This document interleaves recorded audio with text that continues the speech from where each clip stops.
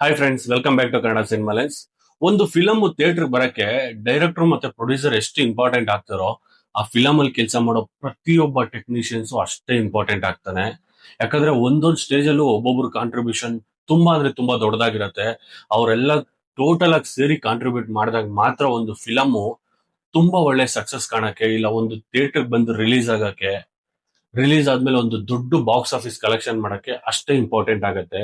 ಆ ಸ್ಟೇಜಸ್ ಏನು, ಆ ಟೆಕ್ನಿಷಿಯನ್ಸ್ ಯಾರ್ಯಾರು, ಪ್ರತಿಯೊಂದು ಡೀಟೇಲ್ಸ್ ಈ ವಿಡಿಯೋದಲ್ಲಿ ನಾನು ನಿಮ್ಗೆ ಹೇಳ್ತೀನಿ. ಇನ್ನು ಬೇಸಿಕ್ ಆಗಿ ಒಂದು ಮೂವಿ ಸ್ಟಾರ್ಟ್ ಆಗ್ಬೇಕಂದ್ರೆ ಡೈರೆಕ್ಟರ್ ಹತ್ರ ಒಂದು ಒಳ್ಳೆ ಕತೆ ಇರಬೇಕು.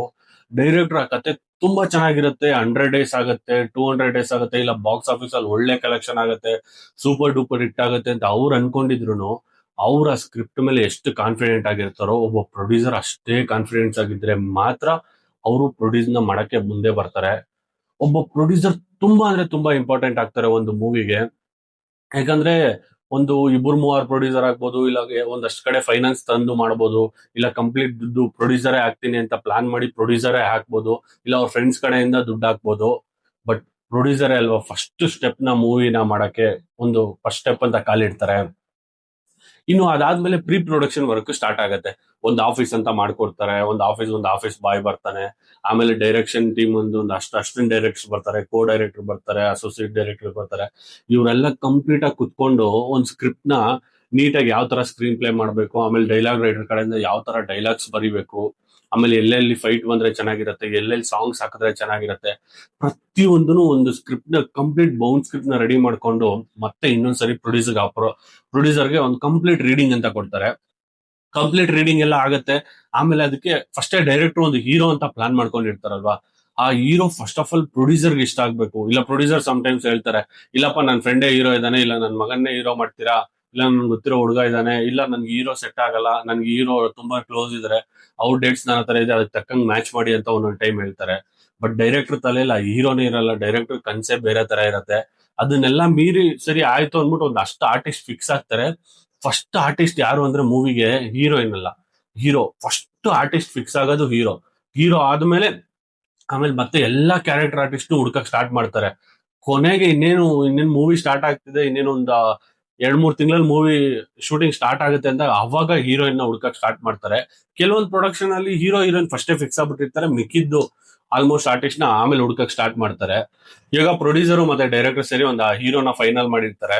ಇನ್ನೊಂದು 2-3 ತಿಂಗಳಲ್ಲಿ ಪ್ಲಾನ್ ಮಾಡ್ತಾ ಇರ್ತಾರೆ, ಶೂಟಿಂಗ್ ಹೋಗೋಣ ಅಂತ ಪ್ಲಾನ್ ಮಾಡ್ತಾ ಇರ್ತಾರೆ. ಅವಾಗ ಫಿಲಂಗೆ ಒಬ್ಬ ಮ್ಯಾನೇಜರ್ ಅವಶ್ಯಕತೆ ಇರುತ್ತೆ. ಅಲ್ಲಿ ನಮ್ನ ಕರೀತಾರೆ. ಒಬ್ಬ ಮ್ಯಾನೇಜರ್ ಒಂದು ಫಿಲಂಗೆ ಎಷ್ಟು ಇಂಪಾರ್ಟೆಂಟ್ ಆಗ್ತಾರೆ ಅಂದ್ರೆ, ಪ್ರತಿ ಒಂದು ಸ್ಟೇಜ್ ಅಲ್ಲೂ ಮ್ಯಾನೇಜರ್ ಕಾಂಟ್ರಿಬ್ಯೂಷನ್ ಇರಲೇಬೇಕು. ಯಾಕಂದ್ರೆ ಒಂದು ಆರ್ಟಿಸ್ಟ್ ನ ಕರ್ಸೋದಾಗಿರ್ಬೋದು, ಒಂದು ಆರ್ಟಿಸ್ಟ್ ನಂಬರ್ ತಗೊಳ್ಳೋದಾಗಿರ್ಬೋದು, ಇಲ್ಲ ಒಂದು ಟೆಕ್ನಿಷಿಯನ್ಸ್ ನ ಕರ್ಸೋದಾಗಿರ್ಬೋದು, ಒಂದು ಲೊಕೇಶನ್ ನ ಫಿಕ್ಸ್ ಮಾಡೋದಾಗಿರ್ಬೋದು, ಇಲ್ಲ ಈ ಲೊಕೇಶನ್ ಅಲ್ಲಿ ಶೂಟ್ ಮಾಡಕ್ಕೆ ಏನೇನ್ ಪೊಲೀಸ್ ಪರ್ಮಿಷನ್ ಆಗ್ಬೇಕು, ಇಲ್ಲ ಯಾವ್ದೇ ತರ ಸ್ಟೇಜ್ ಅಲ್ಲಿ ಅಪ್ರೂವಲ್ ತಗೊಂಡ್ರೆ ಶೂಟಿಂಗ್ ಮಾಡ್ಬೋದು, ನಮ್ಗೆ ಯಾವ್ದೇ ತರ ಅಬ್ಜೆಕ್ಷನ್ ಇರಲ್ಲ, ಇಲ್ಲ ಯಾವ ಆರ್ಟಿಸ್ಟ್ ನ ಯಾವ ತರ ಅಪ್ರೋಚ್ ಮಾಡಿದ್ರೆ ಶೂಟಿಂಗ್ ಡೇಟ್ಸ್ ಕೊಡ್ತಾರೆ, ಇಲ್ಲ ಯಾವ ಆರ್ಟಿಸ್ಟ್ ಗೆ ಎಷ್ಟು ಪ್ರೀವಿಯಸ್ ರೆಮ್ಯುನರೇಷನ್ ಮೂವಿಲ್ ಕೊಟ್ಟಿರ್ಬೋದು, ಇವಾಗ ಅವ್ರು ಏನ್ ಎಕ್ಸ್ಪೆಕ್ಟ್ ಮಾಡ್ತಾ ಇದಾರೆ, ಪ್ರತಿಯೊಂದು ಮ್ಯಾನೇಜರ್ ಗೊತ್ತಿರತ್ತೆ. ವಿತೌಟ್ ಮ್ಯಾನೇಜರ್ ನೀವು ಮೂವಿನ ಮಾಡಿದ್ರೆ ತುಂಬಾ ಕಷ್ಟ ಆಗುತ್ತೆ. ಸ್ಟಾರ್ಟಿಂಗ್ ಸ್ಟೇಜಸ್ ಅಲ್ಲಿ ಒಂದು 2-3 ಶೆಡ್ಯೂಲ್ ಅಂತೂ ಸ್ಟಾರ್ಟ್ ಮಾಡೋದು ತುಂಬಾ ಅಂದ್ರೆ ತುಂಬಾ ಕಷ್ಟ ಆಗುತ್ತೆ ಮ್ಯಾನೇಜರ್ ಇಲ್ದಿರಾ. ಆಮೇಲೆ ಇವಾಗ ನಾವೆಲ್ಲ ಇದೀವಲ್ಲ ಮ್ಯಾನೇಜರ್ಸ್, ನಮ್ದೇ ಒಂದು ಯೂನಿಯನ್ ಇದೆ. ಅಂದ್ರೆ ಇವಾಗ ಫಿಲಮ್ ಅಲ್ಲಿ ಕೆಲಸ ಮಾಡೋ ಪ್ರತಿಯೊಂದು ಟೆಕ್ನಿಷಿಯನ್ಸ್, ಒಂದು ಪ್ರೊಡಕ್ಷನ್ ಅಲ್ಲಿರೋ ಕಡೆ ಪ್ಲೇಟ್ ತೊಳೆಯೋ ಒಂದು ಹುಡುಗನಿಂದ ಹಿಡಿದು ಒಬ್ಬ ದೊಡ್ಡ ಡೈರೆಕ್ಟರ್ ಇಂದ ಹಿಡಿದು ಪ್ರತಿಯೊಬ್ಬರಿಗೂ ಒಂದು ಯೂನಿಯನ್ ಅಂತ ಇದೆ. ಆ ಯೂನಿಯನ್ ಅಲ್ಲಿ ಇರೋರು ಯಾವ ತರ ಅಂದ್ರೆ, ಒಬ್ಬ ಮ್ಯಾನೇಜರ್ ಇದ್ರೇನೆ ಬರ್ತಾರೆ ಯೂನಿಯನ್ ಅಲ್ಲಿ ಕೆಲಸ ಮಾಡೋ ಹುಡುಗರು. ಯಾಕಂದ್ರೆ ಒಂದು ಮ್ಯಾನೇಜರ್ ಪೊಸಿಷನ್ಗೆ ಅಷ್ಟು ರೆಸ್ಪೆಕ್ಟ್ ಕೊಡ್ತಾರೆ. ಯಾಕಂದ್ರೆ ಪ್ರತಿಯೊಂದು ಕೇರ್ ಮಾಡ್ತಾರಲ್ವಾ, ನಮ್ಮ ಒಕ್ಕೂಟ ಇರ್ಬೋದು, ಇಲ್ಲ ನಮ್ಮ ಯೂನಿಯನ್ ಫಿಲಂ ಚೇಂಬರ್ ಇರ್ಬೋದು, ಪ್ರತಿಯೊಂದನ್ನು ಕೇರ್ ಮಾಡ್ತಾರೆ ನಮ್ಮ ಟೆಕ್ನಿಷಿಯನ್ಸ್ ನ. ಒಂದ್ ಸಣ್ಣದ ಏನಾದ್ರು ಹೆಚ್ಚು ಕಡಿಮೆ ಆಯ್ತು, ಇಲ್ಲ ಏನೋ ಒಂದ್ ಚಿಕ್ಕದಾಗ ಆಕ್ಸಿಡೆಂಟ್ ತರ ಆಯ್ತು, ಇಲ್ಲ ಏನೋ ಒಂದ್ ಸೆಟಲ್ ಏನೋ ಒಂದು ಪ್ರಾಬ್ಲಮ್ ಆಯ್ತು, ಪ್ರತಿಯೊಂದಕ್ಕೂ ನಮ್ಮ ಫಿಲಂ ಯೂನಿಯನ್ ಬಂದು ನಿಂತ್ಕೊಳ್ಳುತ್ತೆ. ಅದಕ್ಕೆ ಪ್ರತಿಯೊಬ್ರು ಆಲ್ಮೋಸ್ಟ್ ಒಕ್ಕೂಟದಲ್ಲಿ ಯಾರ್ಯಾರು ಇರ್ತಾರೆ ಅವ್ರನ್ನೇ ಹಾಕೊಂಡು ಫಿಲಂ ನ ಮಾಡಕ್ಕೆ ಪ್ಲಾನ್ ಮಾಡ್ತಾರೆ. ಇವಾಗ ಒಂದು ಮೂವಿ ಪ್ರೊಡಕ್ಷನ್ಗೆ ಒಂದು ಮ್ಯಾನೇಜರ್ ಎಂಟ್ರಿ ಆಗುತ್ತೆ. ಇವಾಗ ದೊಡ್ಡ ದೊಡ್ಡ ಆರ್ಟಿಸ್ಟ್ ರೆಮ್ಯುನರೇಷನ್ ಎಲ್ಲ ಡೈರೆಕ್ಟರ್ ಮತ್ತೆ ಪ್ರೊಡ್ಯೂಸರ್ಗೆ ಗೊತ್ತಿರುತ್ತೆ. ಯಾವ ಆರ್ಟಿಸ್ಟ್ಗೆ ಇಷ್ಟು ಜಾಸ್ತಿ ರೆಮ್ಯುನರೇಷನ್ ಕೊಟ್ರೆ ಅವ್ರು ಡೇಟ್ ಕೊಡ್ತಾರೆ, ಇಲ್ಲ ಒಂದಿಷ್ಟು ರೆಮ್ಯುನರೇಷನ್ ಫಿಕ್ಸ್ ಮಾಡಿದ್ರೆ ಅವ್ರು ಡೇಟ್ ಕೊಡ್ತಾರೆ ಅಂತ ಪ್ರತಿಯೊಬ್ಬ ಪ್ರೊಡ್ಯೂಸರು ಮತ್ತೆ ಮೇನ್ ಡೈರೆಕ್ಟರ್ಸ್ ಇವ್ರಿಗೆಲ್ಲ ತುಂಬಾ ಹತ್ರವಾಗೇ ಗೊತ್ತಿರತ್ತೆ. ಇನ್ನು ಅದಾದ್ಮೇಲೆ ನಮ್ ಸಣ್ಣ ಸಣ್ಣ ಕಲಾವಿದ್ರು ಬರ್ತಾರಲ್ಲ, ಇವರೆಲ್ಲ ಮ್ಯಾನೇಜರ್ಸ್ ಬಗ್ಗೆ ತಪ್ಪು ತಿಳ್ಕೊಳ್ಳೋದು ಏನು ಅಂದ್ರೆ, ಅವ್ರ ಪೇಮೆಂಟ್ ನ ನಾವು ಡಿಸೈಡ್ ಮಾಡ್ತೀರಿ ಅಂತ. ಯಾವುದೇ ಕಾರಣಕ್ಕೂ ಸಣ್ಣ ಸಣ್ಣ ಕಲಾವಿದ್ರ ಪೇಮೆಂಟ್ ಮ್ಯಾನೇಜರ್ ಡಿಸೈಡ್ ಮಾಡಲ್ಲ. ಇದು ಮೇನ್ ಒಂದು ಪಾಯಿಂಟ್ ಎಲ್ಲಾ ಕಲಾವಿದರು ತಿಳ್ಕೊಬೇಕು. ಯಾಕಂದ್ರೆ ಇವಾಗ ಡೈರೆಕ್ಟರ್ ಆಗಿರ್ಬೋದು, ಪ್ರೊಡ್ಯೂಸರ್ ಆಗಿರ್ಬೋದು, ಇಲ್ಲ ಎಕ್ಸಿಕ್ಯೂಟಿವ್ ಪ್ರೊಡ್ಯೂಸರ್ ಆಗಿರ್ಬೋದು, ಇವ್ರು ಯಾರು ಸಣ್ಣ ಸಣ್ಣ ಕಲಾವಿದ್ರ ಹತ್ರ ಅಷ್ಟು ಬೇಗ ಡೈರೆಕ್ಟ್ ಆಗಿ ಪೇಮೆಂಟ್ ಮಾತಾಡಲ್ಲ. ಯಾಕಂದ್ರೆ ಅವ್ರು ಒಬ್ಬ ಮ್ಯಾನೇಜರ್ನ ಇಟ್ಟಿರ್ತಾರಲ್ವಾ, ಅವರು ಬಂದು ನಮ್ಮ ಹತ್ರ ಹೇಳ್ತಾರೆ, ಸರ್ ನೋಡಿ ಇವ್ರಿಗೆ ಇಷ್ಟೇ ನಾವು ಪೇಮೆಂಟ್ ಕೊಡಕ್ಕಾಗೋದು, ಅಷ್ಟ್ರಲ್ಲಿ ಅವ್ರನ್ನ ಕನ್ವಿನ್ಸ್ ಮಾಡಂಗಿದ್ರೆ ಅವ್ರನ್ನ ಮೂವಿಲಿ ಆಕ್ಟ್ ಮಾಡಿದ್ರೆ ಓಕೆ, ಇಲ್ಲಾಂದ್ರೆ ಬೇರೆ ಆರ್ಟಿಸ್ಟ್ ನ ನೋಡೋಣ, ಬೇರೆ ರೆಫರೆನ್ಸ್ ಕೊಡಿ ಅಂತಾರೆ. ನಾವು ಒಂದು ಆರ್ಟಿಸ್ಟ್ ಹತ್ರ ಫೋನ್ ಮಾಡಿ, ಸರ್ ನಿಮ್ ಡೇಟ್ಸ್ ಇದೆಯಾ, ನಿಮ್ ಫೋಟೋಸ್, ರೀಸೆಂಟ್ ಫೋಟೋಸ್ ಕಳಿಸಿ, ಅದನ್ನೆಲ್ಲ ಕೇಳಿ ನಾವು ಆರ್ಟಿಸ್ಟ್ಗೂ ಹೇಳಿರ್ತೀವಿ, ಸರ್ ಈ ತರ ಪ್ರೊಡಕ್ಷನ್ ಇಂದ ಕಾಲ್ ಮಾಡ್ತಾ ಇದೀರಿ ಅಂತ. ಮತ್ತೆ ಅವ್ರಿಗೆ ಫೋನ್ ಮಾಡಿ, ಸರ್ ನಿಮ್ ಪೇಮೆಂಟ್ ಇಷ್ಟು, ಒಂದು ಇಷ್ಟು ಸಾವಿರ ಕೊಡ್ತೀವಿ, ಇದ್ರಲ್ಲಿ ನೀವು ಮಾಡಕ್ಕಾಗತ್ತಾ ಅಂತ ಕೇಳಿದಾಗ ಆರ್ಟಿಸ್ಟ್ ಏನ್ ಅನ್ಕೊಂತಾರೆ ಅಂದ್ರೆ, ಅವ್ರ ರೆಮ್ಯುನರೇಷನ್ ನಾವು ಫಿಕ್ಸ್ ಮಾಡ್ತಾ ಇದೀವಿ ಅನ್ಕೊಂತಾರೆ. ಇದು ಮೇಜರ್ ಎಲ್ಲ ಆರ್ಟಿಸ್ಟ್ ತಿಳ್ಕೊಳ್ಳೋದು ಮೊದಲನೇ ತಪ್ಪು. ಯಾಕಂದ್ರೆ ಆರ್ಟಿಸ್ಟ್ ಪೇಮೆಂಟ್ ನಾವು ಡಿಸೈಡ್ ಮಾಡಲ್ಲ, ಅದು ಮೇಲ್ಗಡೆಯಿಂದ ಡಿಸೈಡ್ ಆಗಿರತ್ತೆ. ಸರಿ, ಇನ್ನೇನು ಆರ್ಟಿಸ್ಟ್ ಎಲ್ಲ ಫೈನಲ್ ಆಗ್ತಾರೆ, ಇನ್ನೇನು ಶೂಟಿಂಗ್ ಎಲ್ಲ ಪ್ಲಾನ್ ಮಾಡ್ತಾ ಇರ್ತಾರೆ.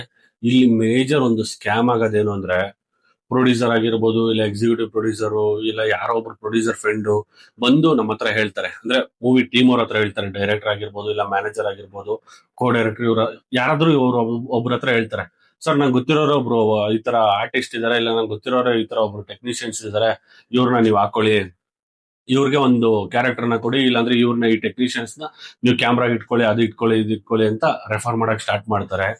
ಫಸ್ಟ್ ಪ್ರೊಡ್ಯೂಸರ್ ಸ್ಕ್ಯಾಮ್ ಆಗೋದೇ ಇಲ್ಲಿ. ಯಾಕಂದ್ರೆ ಮ್ಯಾನೇಜರ್ ಆಗಿರ್ಬೋದು, ಇಲ್ಲ ಡೈರೆಕ್ಟರ್ ಆಗಿರ್ಬೋದು, ಇಲ್ಲ ಪ್ರತಿಯೊಬ್ಬ ಯಾರೇ ಒಬ್ಬ ಟೆಕ್ನಿಷಿಯನ್ ಆಗಿರ್ಬೋದು, ಪ್ರತಿಯೊಬ್ರು ₹1 ದುಡಿಯಕ್ಕೆ ಇಲ್ಲಿ ಬರೋದು. ಫಸ್ಟ್ ಪ್ರೊಡ್ಯೂಸರ್ ಆದವರು ಟೆಕ್ನಿಷಿಯನ್ಸ್ ನ ನಂಬಬೇಕು. ಇವಾಗ ಎಕ್ಸಾಂಪಲ್, ನಾನು ಸಿಂಪಲ್ ಆಗಿ ಒಂದು ಸಣ್ಣ ಎಕ್ಸಾಂಪಲ್ ಕೊಟ್ಬಿಡ್ತೀನಿ. ಇವಾಗ ಪ್ರೊಡ್ಯೂಸರ್ ಫೋನ್ ಮಾಡ್ತಾರೆ, ಯಾವ್ದೋ ಒಂದು ಟೆಕ್ನಿಷಿಯನ್ಸ್ ಫೋನ್ ಮಾಡ್ತಾರೆ. ಎಕ್ಸಾಂಪಲ್, ಯಾವ್ದೋ ಒಂದು ಕ್ಯಾಮ್ರಾಗ್ ಫೋನ್ ಮಾಡ್ತಾರೆ. ಕ್ಯಾಮ್ರಾಗ್ ಫೋನ್ ಮಾಡ್ಬಿಟ್ಟು, ನೋಡಪ್ಪ ಈ ತರ ನಾವು ಶೂಟಿಂಗ್ ಮಾಡ್ತಾ ಇದೀವಿ, ಇದಕ್ಕೆ ನಿಮ್ದು ಒಂದ್ ದಿನಕ್ಕೆ ಬಾಡಿಗೆ ಎಷ್ಟಾಗತ್ತೆ, ಏನ ಎಕ್ಸಾಂಪಲ್ ಅಂತ ಕೇಳ್ಕೊಂತಾರೆ.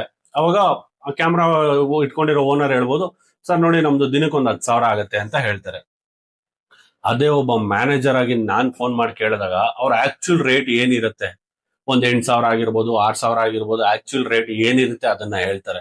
ಯಾಕಂದ್ರೆ ಡೈಲಿ ನಾವು ಅವ್ರನ್ನ ಪ್ರತಿಯೊಂದು, ಈ ಮೂವಿಗಲ್ಲ ಅಂದ್ರೂ ಇನ್ನೊಂದು ಮೂವಿಗೆ ರೆಫರ್ ಮಾಡ್ತಾ ಇರ್ತೀವಿ, ಇಲ್ಲ ತುಂಬಾ ವರ್ಷಗಳಿಂದ ಅವ್ರ ಕಡೆಯಿಂದ ಕೆಲಸ ಮಾಡ್ಕೊಂಡ್ ಬರ್ತಾ ಇರ್ತೀವಿ. ಅದಕ್ಕೆ ಫಸ್ಟ್ ಪ್ರಿಫರೆನ್ಸ್ ಟೆಕ್ನಿಷಿಯನ್ಸ್ ಮ್ಯಾನೇಜರ್ ಕೊಡ್ತಾರೆ. ಇದು ಪ್ರತಿಯೊಬ್ಬ ಪ್ರೊಡ್ಯೂಸರ್ ಆಗಿರ್ಬೋದು, ಎಕ್ಸಿಕ್ಯೂಟಿವ್ ಪ್ರೊಡ್ಯೂಸರ್ ಆಗಿರ್ಬೋದು, ಡೈರೆಕ್ಟರ್ ಆಗಿರ್ಬೋದು, ಪ್ರತಿಯೊಬ್ರು ಫಸ್ಟ್ ಇದನ್ನ ತಿಳ್ಕೊಬೇಕು. ಪ್ರತಿಯೊಬ್ಬ ಟೆಕ್ನಿಷಿಯನ್ಸ್ ಪ್ರತಿಯೊಂದು ಜೆನ್ಯೂನ್ ರೇಟ್ ನ ಮ್ಯಾನೇಜರ್ ಫಸ್ಟ್ ಹೇಳ್ತಾರೆ, ಆಮೇಲೆ ಪ್ರೊಡ್ಯೂಸರ್ಗೆ ಹೇಳ್ಬೋದು.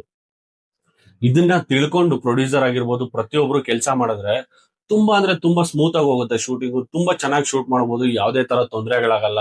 ಪ್ರತಿಯೊಬ್ಬ ಟೆಕ್ನಿಷಿಯನ್ಸ್ ಟೈಮ್ ಬರ್ತಾರೆ, ತುಂಬಾ ಚೆನ್ನಾಗಿ ವರ್ಕ್ ಮಾಡಕ್ ಸ್ಟಾರ್ಟ್ ಮಾಡ್ತಾರೆ. ಈ ತರ ಪ್ರೋಸೆಸ್ ಆದ್ರೇನೆ ಯಾವುದೇ ತರ ಅಡೆತಡೆಗಳಿಲ್ದಿರ ಒಂದು ಮೂವಿನ ತುಂಬಾ ಚೆನ್ನಾಗಿ ಶೂಟಿಂಗ್ ಸ್ಟಾರ್ಟ್ ಮಾಡಬಹುದು.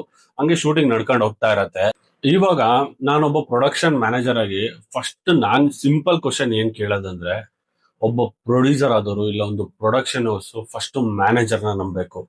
ನೀವು ಒಬ್ಬ ಮ್ಯಾನೇಜರ್ನ ಫಿಕ್ಸ್ ಮಾಡ್ತೀರಿ ಇವತ್ತ, ಫಿಕ್ಸ್ ಮಾಡಕ್ ಮುಂಚೆ 100 ಸರಿ ಯೋಚನೆ ಮಾಡಿ, ಈ ಮ್ಯಾನೇಜರ್ ನಮಗ್ ಬೇಕಾ ಬೇಡವಾ, ಇವ್ರು ಬಂದ್ರೆ ಯಾವ ತರ ಶೂಟಿಂಗ್ ಮಾಡ್ತಾರೆ, ಇದನ್ನೆಲ್ಲ ನೀವು ಯೋಚನೆ ಮಾಡಿ ಆಮೇಲೆ ಒಂದು ಪ್ರೊಡಕ್ಷನ್ ಸೇರ್ಸ್ಕೊಳ್ಳಿ. ನೀವು ಪ್ರೊಡಕ್ಷನ್ ಸೇರ್ಸ್ಕೊಂಡಿದ್ದಾದ್ಮೇಲೆ ಮ್ಯಾನೇಜರ್ ಮೇಲೆ ಡೌಟ್ ಪಡಕ್ ಸ್ಟಾರ್ಟ್ ಆದ್ರೆ ನಿಜವಾಗ್ಲೂ ತುಂಬಾ ಅಂದ್ರೆ ತುಂಬಾ ಟಾರ್ಚರ್ ಆಗಿರುತ್ತೆ ಆ ಶೂಟಿಂಗ್ ಅಲ್ಲಿ ಒಬ್ಬ ಮ್ಯಾನೇಜರ್ ಕೆಲಸ ಮಾಡಕ್ಕೆ. ಇದನ್ನ ನಾನು ಹತ್ರದಿಂದ ಎಕ್ಸ್ಪೀರಿಯನ್ಸ್ ಮಾಡಿದೀನಿ. ಯಾಕಂದ್ರೆ ಇವಾಗ ನಾವೊಂದು ರೇಟ್ ಹೇಳಿರ್ತೀವಿ, ಒಂದು ಪ್ರೊಡಕ್ಷನ್ ಹೌಸ್ ಹೋಗಿ ಒಂದು ರೇಟ್ ಹೇಳಿರ್ತೀವಿ, ಸರ್ ಒಂದು ಕ್ಯಾಮ್ರಾ ನೋಡಿ ಒಂದು ಈ ಅಮೌಂಟ್ ಬರುತ್ತೆ ಅಂತ. ಇವರು ಇಂಡೈರೆಕ್ಟ್ ಆಗಿ ಇನ್ನೊಂದ್ ಕಡೆಯಿಂದ ವಿಚಾರಿಸ್ತಾರೆ, ಇನ್ನೊಂದ್ ಕಡೆಯಿಂದ ವಿಚಾರಿಸಿ, ಇಲ್ಲ ಸರ್ ನೀವು 10,000 ಕೇಳ್ತಾ ಇದ್ದೀರಾ, ಅವ್ರು 9,000ಕ್ಕೆ ಬರ್ತಾರಂತೆ. ಸರ್ 9,000ಕ್ಕೂ ಬರ್ತಾರೆ, 8,000ಕ್ಕೂ ಬರ್ತಾರೆ, ನಾವ್ ಇಲ್ಲ ಅಂತ ಹೇಳ್ತಾ ಇಲ್ಲ. ಅದ್ರಲ್ಲಿ ಕೆಲಸ ಮಾಡೋ ಟೆಕ್ನಿಷಿಯನ್ ಇರ್ತಾನಲ್ವಾ, ಒಂದು ಕ್ಯಾಮ್ರಾ ತಂದ್ಬಿಟ್ರೆ ಸಾಲದು ಸರ್, ಅದಕ್ಕೆ ತಕ್ಕಂಗೆ ಅದ್ರ ಆಪರೇಟ್ ಮಾಡೋ ಟೆಕ್ನಿಷಿಯನ್ ಬರ್ಬೋದು.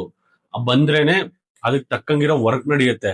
ಇಲ್ಲ ಅಂದ್ರೆ ಕ್ಯಾಮ್ರಾ ಯಾವ್ದೋ ಹಳೇದಾಗಿರ್ಬೋದು, ಇಲ್ಲ ಅಂದ್ರೆ ಅಟ್ಲೀಸ್ಟ್ ನೀವು ಕೇಳ್ತಾ ಇದೀವಲ್ಲ, ನೀವ್ ಹೇಳ್ಬೋದು, ಸರ್ ಇಲ್ಲ ನಾವು 10,000 ಕೊಡಕ್ಕಾಗಲ್ಲ, ನಾವು 9,000ನೇ ಕೊಡೋದು ಅಂತ. ಅದನ್ನ ಬಿಟ್ಟು ನಮ್ ಹಿಂದೆ ನೀವು ಎನ್ಕ್ವೈರಿ ಮಾಡಕ್ ಸ್ಟಾರ್ಟ್ ಮಾಡ್ತಿರಲ್ಲ, ಇದೇ ಮೇಜರ್ ಆಗಿ ಒಬ್ಬ ಮ್ಯಾನೇಜರ್ ಗಲ್ಟ್ ಆಗೋದು. ಇಲ್ಲಿ ಒಂದು ಮ್ಯಾನೇಜರ್ನ ನೀವು ಫಸ್ಟ್ ನಂಬುದ್ರೇನೆ ಸರ್ ಒಂದು ಪ್ರೊಡಕ್ಷನ್ ಹೌಸ್ ಸ್ಟಾರ್ಟ್ ಮಾಡಕ್ಕಾಗೋದು, ಇಲ್ಲ ಒಬ್ಬ ಪ್ರೊಡ್ಯೂಸರು ತುಂಬಾ ಚೆನ್ನಾಗಿ ಒಂದು ಫ್ಲೋಲಿ ಮೂವ್ ನ ಮಾಡ್ಕೊಂಡ್ ಬರಕ್ಕಾಗೋದು. ಎಲ್ಲಾ ಮ್ಯಾನೇಜರ್ಸ್ ಒಂದೇ ತರ ಇರಲ್ಲ ಸರ್, ಅದ್ರಲ್ಲಿ ಜೆನ್ಯೂನ್ ಮ್ಯಾನೇಜರ್ಸ್ ಇರ್ತಾರೆ. ತುಂಬಾ ಯೋಚನೆ ಮಾಡಿ ನೀವು ಡಿಸೈಡ್ ಮಾಡ್ಕೊಳ್ಳಿ. ಒಬ್ಬ ಮ್ಯಾನೇಜರ್ ಏನ್ ಬಂದು ಫೋರ್ಸ್ ಮಾಡಲ್ಲ ಯಾರನ್ನು, ಸರ್ ನನ್ನ ನಿಮ್ ಮೂವಿಗೆ ಹಾಕೊಂಡ್ಬಿಡಿ, ಇಲ್ಲ ನಾನೇ ಕೆಲಸ ಮಾಡ್ತೀನಿ ಅಂತ ಯಾರು ಫೋರ್ಸ್ ಮಾಡಲ್ಲ. ಯಾರೋ ಒಬ್ರು ನಿಮ್ನ ಸಜೆಸ್ಟ್ ಮಾಡಿರ್ತಾರೆ, ಇಲ್ಲ ಯಾರೋ ಒಬ್ರು ನಿಮ್ಗೆ ಅಪ್ರೋಚ್ ಮಾಡಿರ್ತಾರೆ ಈ ಮ್ಯಾನೇಜರ್ನ ಹಾಕೊಳ್ಳಿ ಅಂತ. ಇಲ್ಲ ಮ್ಯಾನೇಜರ್ ನಿಮ್ಗೆ ಪರಿಚಯ ಇರ್ಬೋದು, ಸರ್ ನಿಮ್ ಮೂವಿಲಿ ಯಾರು ಮಾಡ್ತಾ ಇದಾರೆ ಅಂತ ಕೇಳಿ, ಇಲ್ಲ ನಾವೇ ಮ್ಯಾನೇಜರ್ ಆಗಿ ಹೋಗಿರ್ಬೋದು. ನೀವು ಫಸ್ಟ್ ಯೋಚನೆ ಮಾಡಿ ಆಮೇಲೆ ಮ್ಯಾನೇಜರ್ನ ಒಳಗ್ ಕರ್ಕೊಳ್ಳಿ. ನೀವು ಒಳಗ್ ಕರ್ಕೊಂಡು ಆಮೇಲೆ ಯೋಚನೆ ಮಾಡ್ತಿರಲ್ಲ, ಅದು ಮೇನ್ ತಪ್ಪು ಸರ್. ಇದು ನಾನ್ ಮ್ಯಾನೇಜರ್ ಆಗಿ ಹೇಳೋದು, ಒಂದು ಸಣ್ಣ ಕನ್ಸರ್ನ್ ಅಂತ ಅನ್ಕೊಳ್ಳಿ.